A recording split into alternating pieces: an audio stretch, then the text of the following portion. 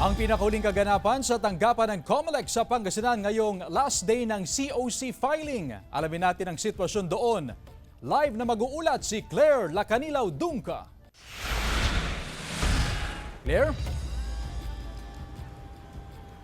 Chris, eksaktong alas 5 ng hapon, opisyal nang isinara ang huling araw ng filing ng Certificate of Candidacy dito sa COMELEC Provincial Office. Hanggang alas 5 ng hapon ay may mga nakabantay pa rin na mga kapulisan dito sa COMELEC Provincial Office upang mabantayan ng seguridad, lalo na ng mga aspirants at supporters dito sa tanggapan. At as of 4:30 p.m. may mga humabol pa rin ng mga aspirants para maghain ng kanilang kandidatura at mayroong bumalik para kumpletuhin yung kanilang COC form. At ngayong hapon, makakasama natin ang Provincial Election Supervisor, walang iba kundi si Attorney Erickson Oganiza. Sir, kamusta po ang naging sitwasyon sa huling araw po ng filing ng Certificate of Candidacy dito sa Provincial Office po?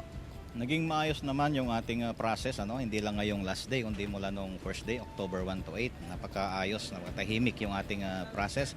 Maraming mga pumunta na supporters, but they complied naman sa ating mga instructions, kaya naging tahimik yung ating filing ng Certificate of Candidacy. Hindi lang din dito sa provincial office, kundi sa lahat ng bayan at cities dito sa Pangasinan.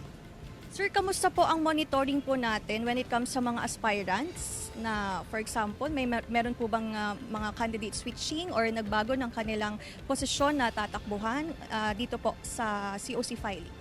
Dito sa atin sa provincial level, wala naman. May mga tumawag sa ating mga election officers na nagpalit ng position. Yung iba naman is nag-withdraw lang. I think less than 5 yung ganun na instances. Sir, ilan po ang mga party list na naghain po ng kandidatura ngayon dito po sa provincial office? Ang party list sa jurisdiction yan ng national office natin, hindi dito sa provincial office. Okay, sir. Sir, kamusta naman sir yung assessment from day 1 sa huling araw hanggang sa huling araw ng COC filing? Napakatahimik nga, hindi tayo nagkaroon ng mga aberya.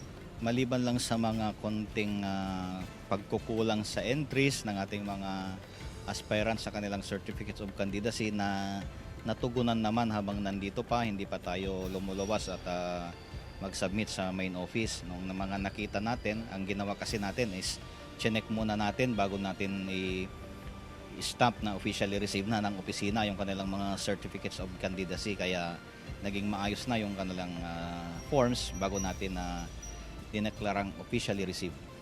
Ngayon po na opisyal na nga na isinara yung huling araw po ng COC filing, ano na po ang gagawin or next step po ng COMELEC when it comes sa parang preparation po sa 2025 midterm elections po? Unang-una is dadalhin natin sa main office yung mga certificates of candidacy. For the whole province, tayo ang magdadala para sa verification ng ating law department, election records and statistics department, para ma-check din ulit yung mga entries nila. Then yun ang magiging basis, yung kanilang nilagay sa COC na name to appear on the ballot, yun yung kokopyahin para ilagay naman sa ating official ballot. Then after the submission, babalik kami dito. Then by October 14, we will conduct the election registration board proceedings to approve or disapprove the applications for registration ng mga kababayan natin na nag-file ng kanilang applications from July to September.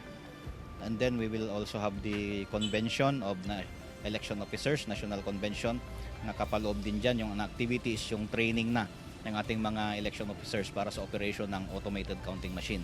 Then after the convention and training, we will conduct the automated counting machine roadshow per town, per city, per barangay. Okay, maraming salamat sir. Mga kapuso, ayon nga sa COMELEC, as of 4:55 p.m., nasa 1,082 ang kanilang bilang na naitala ng mga aspirants for municipal at city level, habang 42 naman sa provincial level. At patuloy naman yung encoding or pagkulit po ng data para sa mga bilang ng aspirants dito sa provincial office. At yan muna ang latest dito sa COMELEC Provincial Office, Chris. Maraming salamat, Claire Lacanilaw Dungca.